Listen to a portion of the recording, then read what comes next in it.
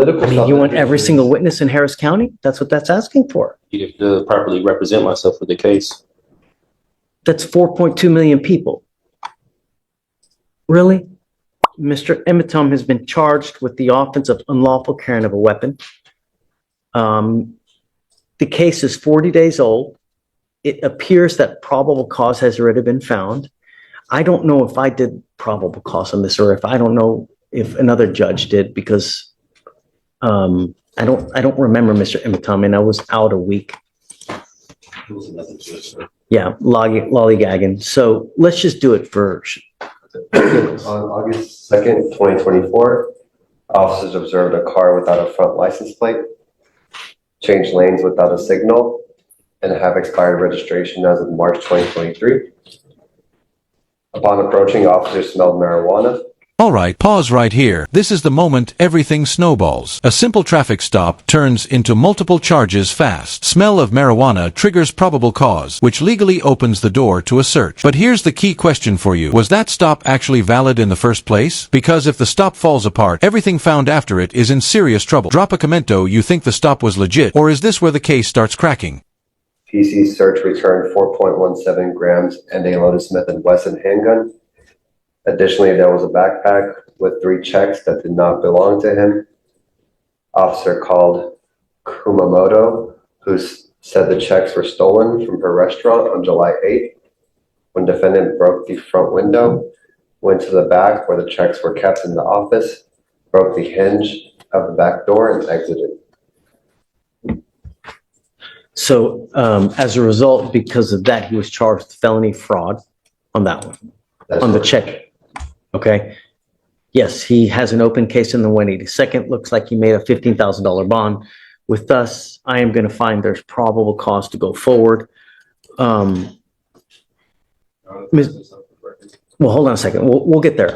I'll let you say your piece, but do you have a Texas driver license? I have a U.S. private property number with the FMCSA. What my vehicle was on there, it was sticker tags, everything with my business, the Amazon States. That's what the Department of Transportation.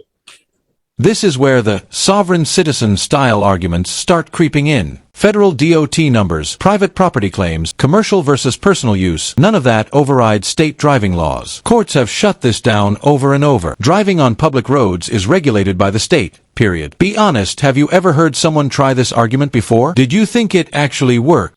Is that from the state of Texas or from where? This is federal. This is with the Department of Transportation. Okay, but you still need a Texas driver license, and you need registration and I did all my best with them because it was private property that I had. They said I didn't, if I didn't need to get registration with the state of Texas because I registered it. And they said that would be my voluntary, but since it's private property, I wouldn't have to register it. Okay. From what I know of the law, you need a Texas driver license to be able to drive.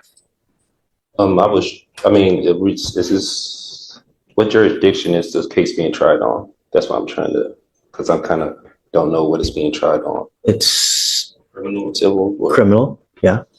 Right, you're facing jail time, right? I believe so. But Weren't you taken to jail? yeah. So that wouldn't lead you to believe it's criminal, right? Yeah, but under common law, or is it military and tribune? Because also with Oh, I've been waiting for something like this for so long. This is so much fun. I'm just trying to see what I'm being tried on, because what I was told with the U.S. side, I wouldn't have to register with the state of Texas with the registration or licensing. I do have my own place with that vehicle too as well. So, do you need a license to drive? A Texas driver license. That's it. You either have one or you don't. The federal government has regulated to the states through the Constitution that they have allowed the states on their own initiative to create laws regarding driving on highways and byways. So that's why you see every single state has different requirements for licensing, insurance, mode of transportation. The federal government has somewhat to do with it, but by and large, they have delegated to the states Notice how the judge slows this way down. This isn't just lecturing, it's the court building a clean record. He's explaining the law step by step so later no one can say, I didn't understand. This matters a lot if the defendant appeals. That they are their own entity with regard to creating laws in their specific highways. So that's why every single state has a different type of license, different type of insurance. Like the Texas driver license is white versus Arkansas might be yellow or red, or Hawaii might be. So that's every single state has their own laws with regard. In Texas, you have to have a Texas driver license. You also have to have liability insurance as a minimum in the event that you get into an accident. Those are the two main requirements that you need to drive. If you're going to drive a vehicle, it also has to be registered so that they know that you're driving the vehicle and that you own it or have the right to have that, so it's not a stolen vehicle. I own the vehicle and everything. When I was here the last hearing with the judge, like what he was saying, he said that when it had applied to me, but he was going to see what they were going to say about the other court, about the probable cause of stopping me, because he said registration when it had in the front license plate, when it had applied to me. It does apply. It applies to everybody. Everybody has to have a back license plate. They also have to have a front license plate. And so much, they also tell you where it has to be on the car. They regulate, you can't put it in the windshield. State, right? State, Yeah. right. They tell you where it has to be. You can't put it on the windshield. You can't put it on, like on, what's it called? On the light. It's got to be right there. They even tell you how many centimeters it's supposed to be from the street to the actual place on the car. That's how bad the state of Texas micromanages all these things. They even tell you how many damn centimeters it's got to be on the car. So you have to have a front license plate. You got to have a license, got to have insurance. So if you don't have that, you can't drive. And that's it. Yeah, I did tell him I was traveling. I wasn't arguing with him, but I was traveling. I wasn't making commerce. I used to do medical transportation, so I'm kind of aware with licensing and registration and everything. That's why with my private vehicles, I did that with the U.S. DOT instead of the state. And I didn't know that was correct. You need a license. It doesn't matter whether you're saying you're conveying, whether you're traveling, whether you're, driving. It's a privilege. It's not a right, right? There's a big difference between a privilege versus a right. You have the right to walk. I have the right to travel, don't I? Yeah, taking your happy-go-lucky feet. You want to travel? Take those 2 feet to travel, not in a car. This is one of the most brutal reality checks you'll ever hear in court. Judges don't usually paint worst-case scenarios like this unless they're trying to break through denial. Translation, the court is saying, this isn't theory, this is real life. Just what the 14th Amendment was saying, like, I have the right to travel. You do. Yes, and you can walk your happy ass from one part to the other part. Not in a car, though. Not without a license and insurance. What's on there from what I did this with the Department of Transportation. They said automobiles were on there, carrier, bicycles. They're wrong. I'm just telling you now, they're wrong. Whoever told you that, where you got that, it's complete. Because imagine this, Mr. Emiton, and I've seen this before. Imagine that you get into an accident, right? And you kill a 5-year-old kid. What's going to happen at that point? Whoever owns that car, the other people, they're going to come after you. They're not going to go after they're going to come after you. The first thing they're going to do is, do you have insurance? And if you don't have insurance, they're going to sue you. And then they're going to attach a lien on absolutely everything that you own to satisfy the judgment they get against you. And they will take your house, they will take your car, they will take your bank account, they will attach to where if you ever want to start working and get a paycheck, they're going to garnish all that money. You have insurance, liability insurance, so that if you ever get into an accident, you don't mean to do it. You didn't mean to kill the kid. It's not an purposement. It's an accident. And accidents happen. You might be looking at your phone. You're looking at, this pretty girl that's walking across the street, and then boom, you have insurance so that if that happens, the insurance company will pay on your behalf, so you don't have to pay out of your own pocket. And they will even give you a lawyer to represent you on your behalf, because that's what you pay for when you get insurance. If you get into an accident, Lawyers usually call you and say, hey man, tell me what happened. Was it your fault? Or was it the other people's fault? Because we want to know who to pay. And that's why for $30 to $40 a month, you get insurance for that very purpose. And I've seen people come here, they have killed someone and they get a $250,000 judgment against them. I've seen it. And God, you'll never dig yourself out of that. So the conveying, the this, that, you need a license. You've got to have insurance. And we do it with every single person that comes in. Can I say for the unlawful carry, the possession of marijuana, the person that was in the vehicle told the officer it was legal hemp that they got from the store. They have receipts and everything in Texas. You can have legal hemp. They got it from the store. Even told the officer it was theirs.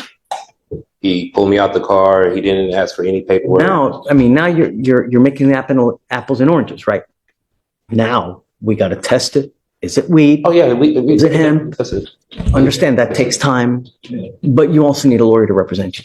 I found my own discovery. I was representing myself pro se. And you can do that if you want. Yeah.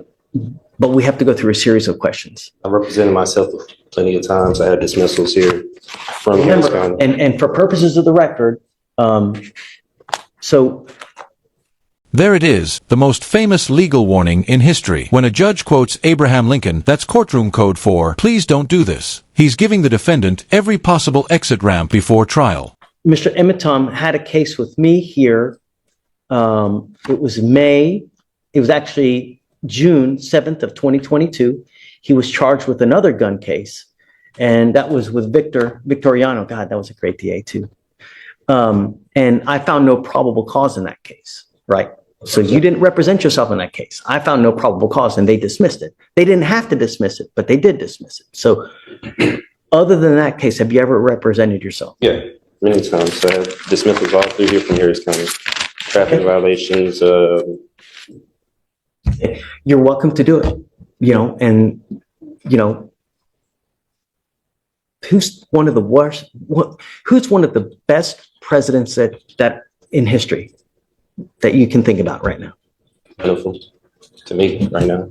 You can't think of one good president that we've ever had? I don't know any. Abraham Lincoln, he wasn't good? I never met him. I don't know about him at that time. Abraham Lincoln said something. He goes, you know what? He who represents himself has a fool for a client. That's what he said.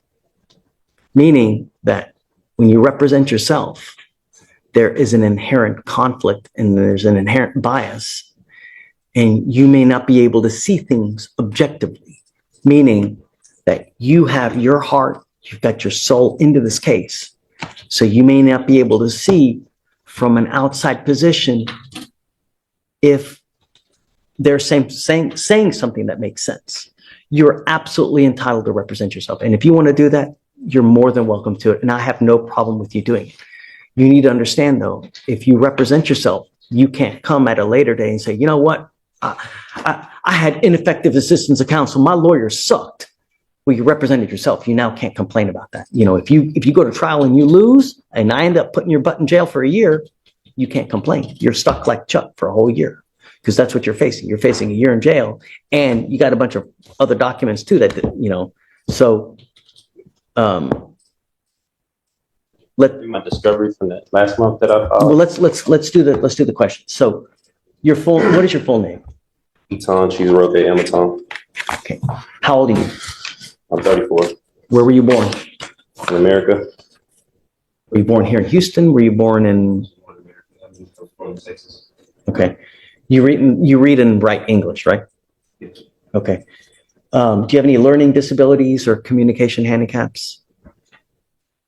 Have you ever been declared mentally incompetent or treated for any mental health disorder? Okay. You said last time I asked you about your educational background, you graduated from high school. Graduated high school, some college. How far did you get in college? About 2.5 years. Did you do any legal courses whatsoever? Left that and I started doing medical transportation. I was taking classes for paramedics. I was just doing my basics. Studying in college. I was just doing my basics. I ain't getting into it. Yeah, I mean, that makes sense. And when you're beginning, that's all you do anyways, right? Do you have any legal training, education, or experience? I've had experience with dealing with the court being charged before. And any other legal? Do you know about the Code of Criminal Procedure? Yeah, I'm familiar. Do you know about the Texas Penal Code? I'm familiar, but I'm not too familiar with a lot of statutes and codes. Were you here for our earlier trial? No, I went up. I know you went to the felony court, but we were in trial earlier. Did you see what happened in trial earlier? Kind of like a glimpse of it walking. Okay. What I'm trying to say is that the lawyers on both sides had to introduce evidence. There's a specific procedure that you have to follow to have evidence admitted. It's detailed in the codes. You have to know that because once you represent yourself, I'm going to treat you as if you were a lawyer. I will hold you to the same standard. And I'm not here to put you through law school because I have way too much drama as it is. I don't need any more drama, right? So if you don't do it the right way, I'm going to shut you down, right? I like to be nice to people, but I'm not taking you to school. Do you understand this? Do you understand the charges against you? I don't understand the nature of it. Okay, you're charged with unlawful carrying of a weapon. You're facing up to a year in jail. What they're saying is that you unlawfully had a weapon. As a result, you were charged, and now you're facing up to a year. Do you understand? Yeah, what they're telling me, but I still don't understand like why I went to jail for that. So that's why. What do you not understand? The court procedures, or No. I'm asking about the nature of the charges. No, it's not. Don't talk about the procedures. Don't talk about the licensing, about the conveying. Yeah, I know I'm getting charged for unlawful carry. And right. Do you understand that? Yeah, what's going on? Okay. You have the right, or you understand the range of punishment that you're facing a year, correct? That's what I've been told. Okay. You have the right to court-appointed counsel. Do you want counsel to represent you? I don't want legal advice. I don't need a legal team. I just want law. If I offer you a lawyer now, would you want it? You really don't want a lawyer? I represent myself. I could get none more by myself than anyone representing me. Okay. Do you understand that you will not be able to claim ineffective assistance counsel if you lose at a later time, whether it's in trial, whether it's in a hearing, whether anything? Do you understand that? What that means is that you cannot appeal this thing. If you're found guilty and you go to jail, you know, a lot of lawyers or a lot of defendants like to claim, sorry guys, I'll be 2 minutes. A lot of lawyers, a lot of defendants like to blame their lawyers for screwing up. And they say, hey man, my lawyer messed up. I can tell you, like, that's the number one thing that defendants complain about. And probably, I don't know this for sure, but I would suspect probably the number one reason why cases are overturned because of ineffective assistance of counsel, meaning that a lawyer, for one reason or other, messed up so bad that their cases have to be redone. You cannot complain about that at a later time. I've seen that many times. That's why I'm representing myself. But you can't, if you mess up, you cannot appeal this thing. Do you understand? Once, and if you are found guilty, that's it. Do you understand?